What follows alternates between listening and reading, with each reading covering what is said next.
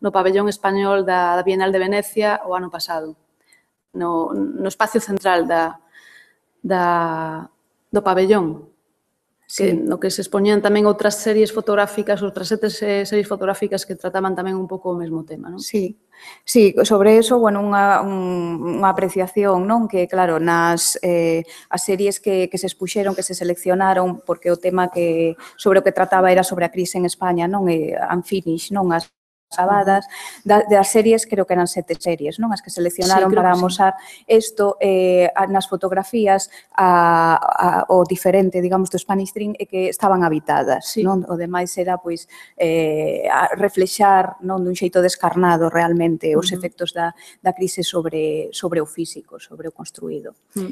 E a xente parábase moito na nosa serie. Además, se reían moito tamén. Non falemos de aboas agora. Ben, bueno, e nada, e de novo, bueno, pois co do pabellón de novo surxiu o interés mediático, non? Que aí, bueno, xa non participamos porque xa a xente do pabellón era exactamente, non, de novo. E queríamos, isto, bueno, era o proxecto que vos queríamos contar, pero queríamos facer unha reflexión tamén como sentíndonos un pouco esa xeración de arquitectas galegas que está, bueno, pois que rematamos a carreira a primeiros do século XXI, non? E que nos tocou lidiar pois con un cambio de proporción importante, non? E que, por tanto, pois nos levou a reflexionar tamén pois que papel xogábamos nós como parte da sociedade, non? Somos os referentes de arquitectura que temos sirven agora, que é o que nos temos que inventar, non? Para seguir adiante. E o certo é que este proxecto que fixemos, o de Spanish Dream, nos deu moita base para eso tamén, non? Porque foi unha reflexión sobre as circunstancias, pero realmente no fondo tamén foi unha reflexión sobre o noso papel, non? E un dos certames, un dos eventos nos que estivemos foi en Arquea Próxima no ano 2010, aquí o vedes, Arquea Próxima é... 2012. No 2000, no, pero era esta edición, sí. E logo celebrouse o foro no 2012. E o tema é que, bueno, recollemos, esta é unha tabla que nos fixemos, intentando ver que era o que estaba pasando, non? E porque resulta curioso nos foros que organiza Arquea Próxima, que é algo que organiza a Fundación Caja de Arquitectos, con arquitectos que levan exercendo menos de 10 anos, é dicir, que estamos a falar de xente que cando entramos na escola pois estábamos achegándonos e incluso se chegou a superar o 50% de presencia feminina con respecto á masculina, non? A arquitectura, unha carreira tradicionalmente masculina, sufre a finais do século XX un volco importantísimo, fundamental na ensinanza. E entón preguntámonos que pasa cando chegamos á profesión, non? E entón, claro, a nosa perspectiva, en moitos casos, pois a verdade é que sí, que ves que as condicións de igualdade, tanto cuantitativas como cualitativas, digamos que non se vive unha situación de normalidade como se supón que sí debería de ser, precisamente, non, por unha presenza similar. E miramos a través deste foro que era o que estaba pasando coa xente máis das nosas xeracións, non? E en canto a xénero, non? E descubrimos algo que nos chamou a atención realmente e que, bueno, queremos poñer sobre a mesa, non?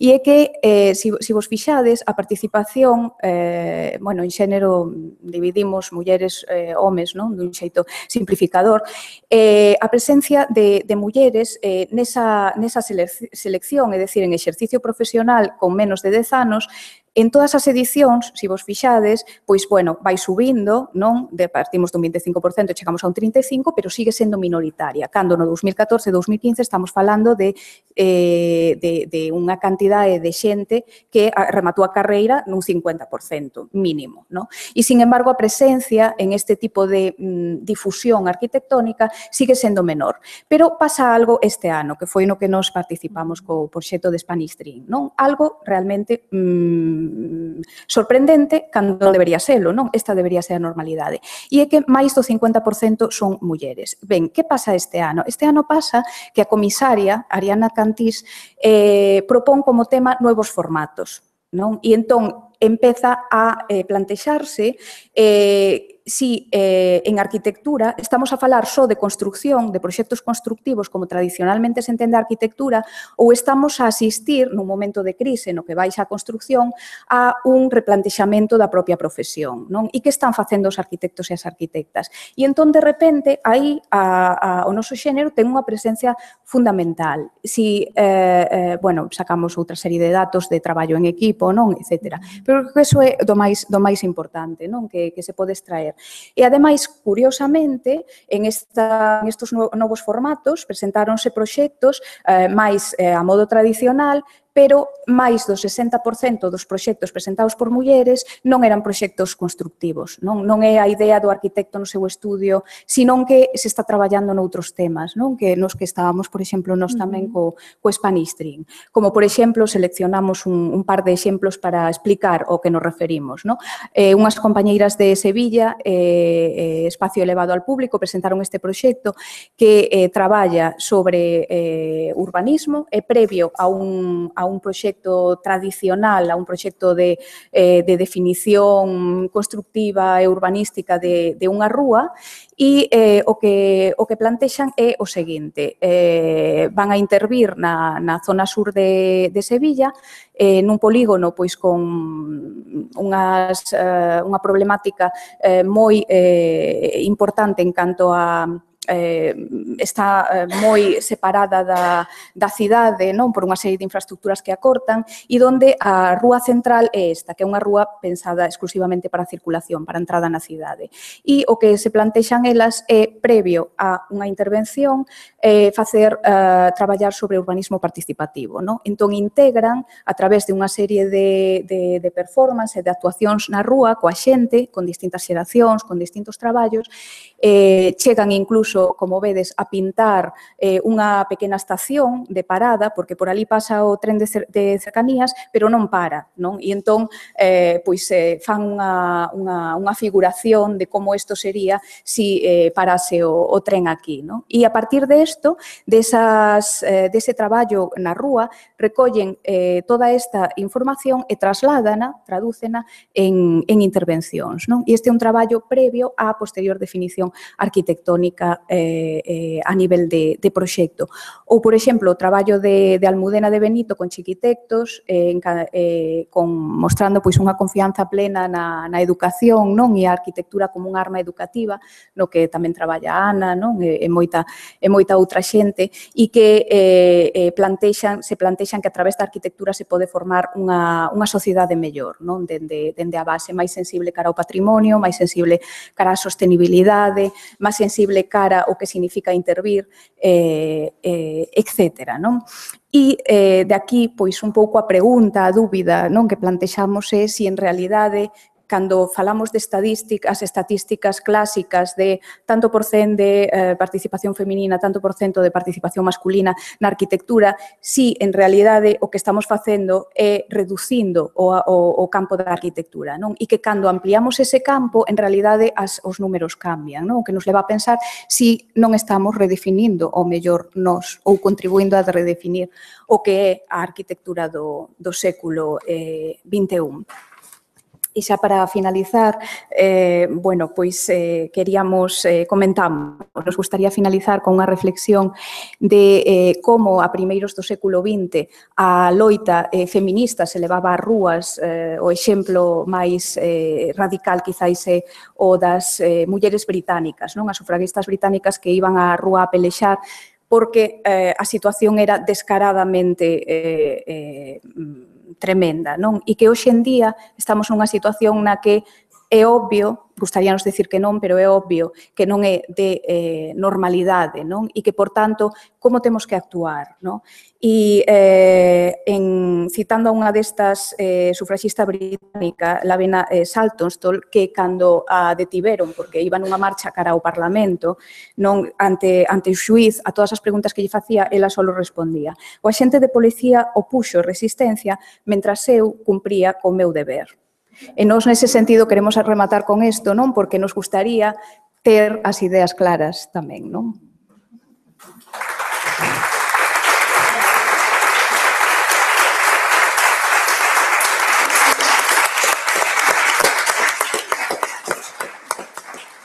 Bueno, pois moitas grazas, creo que quedan moitas interrogantes. Estupendo para despois falar. Seguimos con María Novas. Sí, pasas para aquí.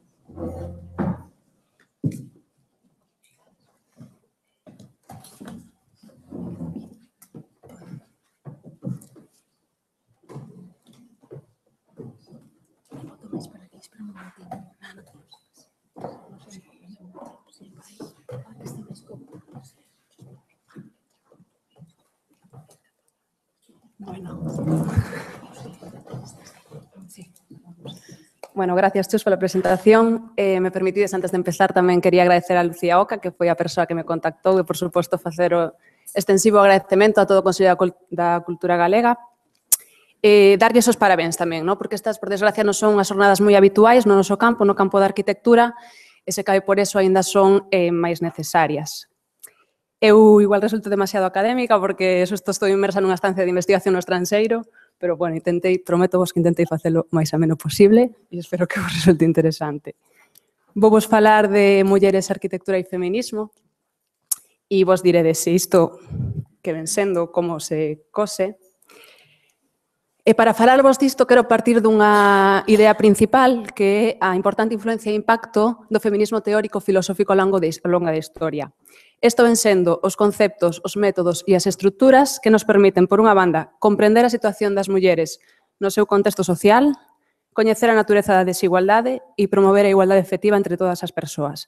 Aquí na imaxe tedes unha recomendación que é un libro moi recente da escritora nigeriana Chimamanda Ngozi Adichie, se pronuncio ben, e que en realidade é unha transcripción dunha charla TED que foi viral no ano 2012 e, como curiosidade, este libro se agasalla a todos os estudantes de 16 anos en Suecia. En base a esta idea, eu me fago a seguinte pregunta, que é a que vou intentar dar resposta hoxe aquí con vos, que cal ven sendo a situación específica das mulleres na arquitectura e se tivo o movemento feminista un impacto no desenvolvemento da disciplina. E para intentar dar resposta a esta pregunta, quero partir de unha reflexión inicial que vou intentar facela moi corta, e é que a historia da arquitectura occidental, ou mesmo que a historia universal, se trata dunha narrativa, é unha construción social que está basada en acordos maioritarios e que organizan a realidade dunha determinada maneira que marca un sistema de coñecemento. A crítica feminista leva tempo dicindo, xa dende os anos 60, leva décadas advertindo de que estes sistemas precisan ser revisados porque fallan en precisión, pois só teñen en conta os eventos clave e o impacto diferenciado dos feitos históricos sobre o homo occidental. Por poñervos un exemplo, a Revolución Francesa, por exemplo, data 1789, que nada menos implica nada máis e nada menos co paso da idade moderna á idade contemporánea, coa Declaración dos Dereitos do Home e do Cidadán, non era unha declaración universal, non incluía ningunha muller e as persoas escravizadas, máis da metade da poboación do momento. Polo tanto, a relevancia dese feito histórico debería ser, polo menos, posta en cuestión ou a crítica incorporada. Simplificando moitísimo. Polo tanto, se vamos á historia da arquitectura occidental, podemos organizarnos en idades, a idade antiga, Grecia, Roma, a idade media, románico, gótico, idade moderna, renacemento, neoclasicismo, para pasar finalmente á idade contemporánea coa arquitectura do século XIX, os modernismos, as vanguardas, o movimento moderno, o funcionalismo, etc. Pero que pasa se ao longo deste percorrido cronolóxico poñemos o foco na situación das mulleres no seu contexto social? Bueno, pois que atopamos diferentes etapas moi diferenciadas. Podemos falar dunha primeira fase ou protofeminismo, feminismo premoderno. Podemos falar dunha segunda fase ou primeira onda, na que xa comeza a haber unha vindicación de igualdade ilustrada coa ilustración, dunha segunda onda marcada, como decía Luz, polo movimento, sobre todo, polo movimento sufraxista, e a partir do último terzo, mediados do século XX, a terceira onda que xa implicaría a expansión da teoría feminista. Vamos a facer un recorrido moi simplificado, despois, se queredes, falamos máis en profundidade por estas 4 fases, comparando coa situación que pasaba na arquitectura, non? Na época anterior á Ilustración, que atopamos? Pois que había un forte arraigo das teorías bioloxistas que xa dende a Grecia clásica levábamos arrastrando. A muller é inferior por natureza. Só decía Aristóteles na Política, no século IV a.C., que escribía: o macho é superior e a femia inferior por natureza. Un goberna e a outra é gobernada. E este principio de necesidade esténdese a toda a humanidade. Polo tanto, no antigo réxime, cal era a situación das mulleres? Pois estaban sometidas ao poder masculino, ben fora dos seus pais, irmáns ou maridos, a súa autonomía era negada, non podían acceder ao espacio público en termos de espacio do poder. A violencia contra as mulleres non só era socialmente aceptada, senón que tamén era justificada. En canto á educación, era moi minoritaria, estaba reservada para aquelas mulleres de clase alta, nobres ou religiosas, e era segregada e estaba baseada na diferenciación sexual. Isto que quere decir? Pois que as mulleres eran instruídas na tradición religiosa ou nos valores asociados á esfera doméstica. Sobre todo, unha educación baseada en valores como a obediencia, a abnegación e o sometemento. E aquí na imaxe tedes un anuncio dun libro moi influinte aquí en España que foi escrito por Fray Luis de León no século XVI, que é La perfecta casada, e que foi un libro que escribiu para a súa prima para darlle consellos, ¿no? Que se iba a casar. Neste libro se reforza o rol exclusivo da muller como nai e esposa e imaginadvos o impacto que tivo que este un anuncio dos anos 30 en España, dunha librería. Nesta fase non podemos falar dun feminismo, dunha vindicación de igualdade como tal, pero sí que existiu un protofeminismo que está documentado nos memoriais de agravios ou queixas de mulleres e tamén na pioneira obra de Christine de Pizan, La ciudad de las damas en Italia, que é do século XV. Que pasaba, mentras tanto, na arquitectura neste período? Sería precisamente en Italia donde naza o Renacemento. O Renacemento supón o paso da Idade Media á Idade Moderna e supón unha ruptura na cosmovisión do mundo. Deixa de estar Deus no centro e o home pasa a estar no centro. Tamén nesta época nacen os primeiros profesionais da arquitectura modernos como tal. Se diferencia do mestre de obras medieval gracias á invención da perspectiva, os arquitectos xa proxectan, surden tamén a difusión da teoría da arquitectura e proliferan os tratados de arquitectura, que aínda hoxe, 5 séculos despois, son estudiados en moitas das escolas occidentais.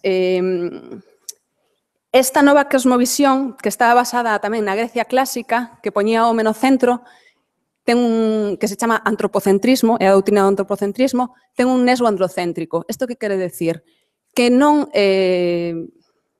que o masculino se lle atribúen características universais, é decir, o ser humano, a universalidade se representa a través e exclusivamente do home. E isto se ve moi graficamente nas dúas imaxes que vos traio. A vosa esquerda tendes o home de Vitruvio de Leonardo da Vinci do 1485 e a vosa dereita o modulor de Le Corbusier de 1946. O canon, a norma, a medida que adaptar a arquitectura, 5 séculos despois sigue sendo home. E é moi curioso no modulor, sobre todo, que é unha figura, un debuxo moi simplificado, pero importante, se debuxa. Se trata de homes. Sen embargo, sí que había mulleres no Renacemento exercendo arquitectura, pese a todos estes impedimentos. Chegáronnos varias, eu aquí vos traio unha delas. Se trataba sobre todo de excepcións á norma, por suposto, elas estaban excluídas da práctica e da teoría da arquitectura, pero eran mulleres de clase alta, con acceso á cultura, con recursos económicos e con certa autonomía e, sobre todo, propiedades propias. Este é o castelo de Chenonceau, na ribeira do Loira, que ten unha historia moi singular, foi construído a finales do século XV por Catherine Brissonet, mentras o seu home batallaba. Ten unha historia moi singular porque foi construído e habitado ao longo da súa historia por mulleres que tiveron certo poder e autonomía, como vos decía. A día de hoxe é un enclave turístico de vital importancia en Francia e foi declarado Patrimonio da Humanidade. Sin embargo, non o estudiamos nas escolas. Esta sería a primeira fase, vale? Agora pasaríamos á segunda, que con posterioridade ao Renacemento viría a Ilustración, xa falaríamos dunha primeira onda do feminismo, o século XVIII, o século das luces, sen embargo, as mulleres seguiron sometidas á oscuridade. A súa situación non se ve modificada a pesar do debate ilustrado. Xa decía Rousseau, un filósofo importante, moi influente tamén, que dedicou moitísimos esforzos en argumentar a non capacidade de raciocinio da muller e, polo tanto, a súa non posible pertenza á cidadanía. Lembremos o que falamos anterioridade da Declaración dos Dereitos do Home e do Cidadán e do lema da Revolución Francesa, Liberté, Égalité, Fraternité, pero solo entre homes. Sin embargo, o debate racionalista sí que propiciou que melloras no acceso á educación non formal de algunhas mulleres aristócratas ou burguesas que asistían aos salóns parisinos, que eran lugares de debate intelectual e, polo tanto, educación non formal, e así apareceron as primeiras ilustradas que empezaron a demandar a plena cidadanía tamén para elas, a consecución de dereitos xurídicos, civís e educativos. Este pensamento se ve reflexado, sobre todo, en dúas obras moi pioneiras, que serían Francia 1791, a Declaración dos Dereitos da Muller e da Cidadá, do Lamp de Gouges, que acabaría guillotinada, por certo, en Inglaterra, de 1792, a Vindicación dos Dereitos da Muller, de Mary Wollstonecraft, que entendes na imaxe que é a nai de Mary Shelley, a autora de Frankenstein. Este movimento cultural ilustrado tamén tería o seu reflexo na arquitectura. O neoclasicismo buscaba a volta á pureza e a universalidade nas artes baixo a luz da razón. Aquí na imaxe tedes unha reinterpretación dun cadro moi famoso que igual vos soa, que aos arquitectos seguro que sí, porque estudiamos todos, que é A liberdade guiando o pobo, de Eugène Delacroix, de 1830, e que nela aparece unha Venus clásica, representando a Francia, guiando os revolucionarios franceses. Vemos persoas de burgueses, clase obreira, etc., pero todo ese pobo ten unha característica homoxénea común, e é que son exclusivamente homes.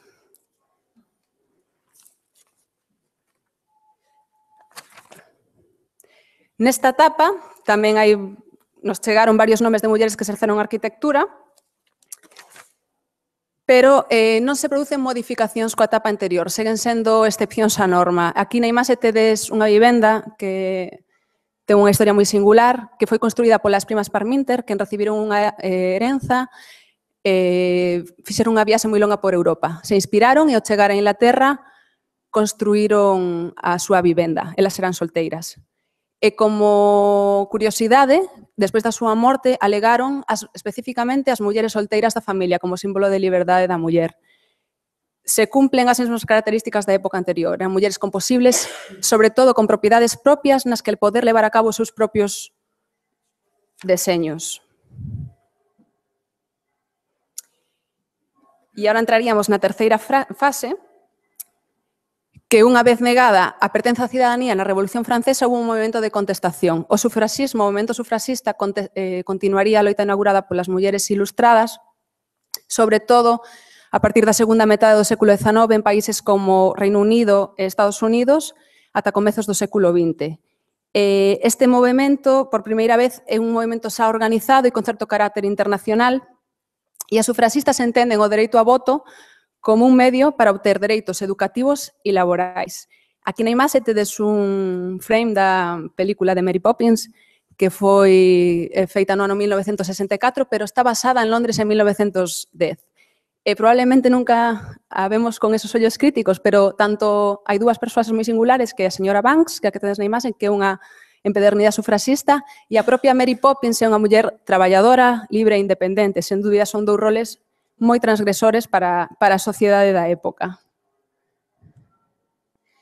E que pasaba, mentras tanto, nesta época na arquitectura? Bueno, pois, co auxe das transformacións económicas no século XIX, o desenvolvemento do capitalismo, a revolución industrial, a aparición dos novos materiais na arquitectura, vou simplificar moitísimo, de verdade, as académicas me vais a matar.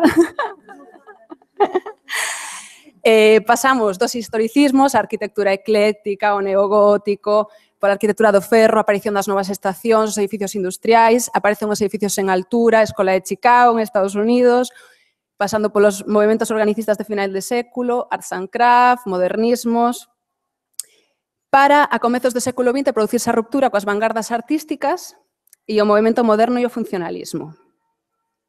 O movimento moderno implica unha nova linguaxe arquitectónica na que a vivenda pasa a ser concebida como unha máquina de habitar, a forma segue a función, o menos é máis. Son baseadas estas ideas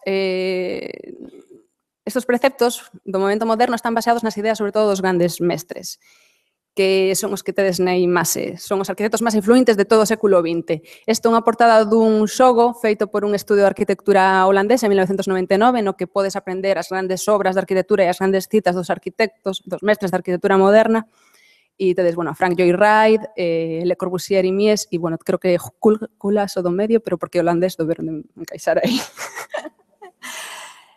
E, casualidade ou non, todos son homes. Pero xa había arquitectas neste período. Os avances producidos durante a segunda onda feminista propiciaron dereitos educativos, un mellor acceso á educación, xa había pioneiras estudiando nas universidades europeas, sobre todo nos países nos que se produciron os movimentos, como Estados Unidos, Inglaterra e Finlandia, que tamén falaron de Finlandia. As pioneiras arquitectas estaban ali. Pero, sin embargo, estas mulleres estaban contidas nun segundo plano ou asignadas a tarefas propiamente femininas, como o deseño de interiores ou de mobiliario. Empezaron a aparecerse nos movimentos historicistas, pero, sobre todo, será a partir das vanguardas no século XX, cando atopemos importantísimas representantes do movimento moderno, como foron Eileen Gray ou Charlotte Perriand. De Eileen Gray, por exemplo, eu nunca escoitei falar na escola, o cal é fiz unha vivenda que é verdadeiramente un fito do movimento moderno. Pero, bueno, aquí na imaxe eu vos traio a austriaca Margaret Schut-Lihotzky, que traballou ata a súa vellez e sempre expresou un marcado compromiso social coa súa obra. Ela buscaba solucións, o que ela entendía como a situación de escravitude da muller. Esta é a cociña de Frankfurt de 1927 e se pode recoñecer como a pioneira das cociñas modernas, o mobiliario empotrado, o funcionalismo, as superficies de fácil limpeza, etc. E que pasaba, mentras tanto, no Estado español? Porque ainda non podemos falar do Estado español. Bueno, pois as primeiras estudantes de arquitectura nacen ao calor da Segunda República, que tiña unha legislación encamiñada á igualdade de dereitos políticos e civís, pero tamén en materia educativa. Matilde Ucelay sería a primeira graduada en 1936, que recibiu en 2004 o Premio Nacional de Arquitectura, e entre, creo que eran 4 estudiantes que había en Madrid, había unha galega, que moi poucas coñecemos tamén, que era Rita Fernández Queimadelos, e que tivo cotiveiro... Pois encantada. Pois Rita tuvo que esperar a que rematara a guerra para obter o seu título en 1941. Está sinalada na frecha, na imaxe, como vedes, cos seus compañeros de clase en 1935, nunha imaxe que, por certo, do Consello do álbum da Consello Galega, que creo que foi doada pola súa familia. Bueno, como vedes, ela sola está rodeada completamente por homes. O franquismo en España suporía un retroceso nas liberdades adquiridas da muller e a volta das mulleres ao fogar, á esfera doméstica, como a máis alta encarnación da virtude e da moral cristiá. E xa vamos a entrar na última das fases, que sería a partir de mediados do século XX. E ao finalizar a Segunda Guerra Mundial, nos países occidentais produciuse unha situación similar á española. Se promove a reafirmación cultural da volta da muller ao fogar. Esta reafirmación tería unha resposta inmediata que provocaría o inicio da terceira onda feminista. Aquí na imaxe tedes unha obra contemporánea da filósofa Simone de Beauvoir, que está facendo a V de Vitoria, que escribiu en 1949 El segundo sexo, e que é unha obra revolucionaria porque avanza o concepto de xénero. Ela di, non se nace muller, chégase a selo. A desigualdade construída socialmente transmítese a través da educación e, polo tanto, susceptible de ser modificada. Mentres tanto, na arquitectura, en resposta a esa austeridade do menos e máis do movimento moderno, A partir dos anos 70 se volven as referencias ornamentais, aparece o deconstrutivismo, expresionismo estrutural, etc. Aquí na imaxe tedes unha obra dun arquitecto español, de Ricardo Bofill, que é un complexo de vivendas públicas nos arredores de París e que pretendía ser unha utopía posmoderna. Como curiosidade e paradoxa, foi un dos escenarios, fai tan só 2 anos, da última película de Los Juegos del Hambre, que é unha distopía. E neste último terzo do século XX, como tamén comentaba Luz, a presencia das mulleres nas escolas de arquitectura xa se xeraliza. Que se xeralice non quere dicir que haxa igualdade, se xeraliza aproximadamente en torno a un 30%. A igualdade non chega ata comezos do século XXI. Pero sí que hai máis mulleres estudando e comezando a ser profesoras xa de arquitectura. Entón, é cando se fan evidentes os obstáculos estruturais. Elas son máis asalariadas, menos profesionais liberais, que é considerada de maior prestixio.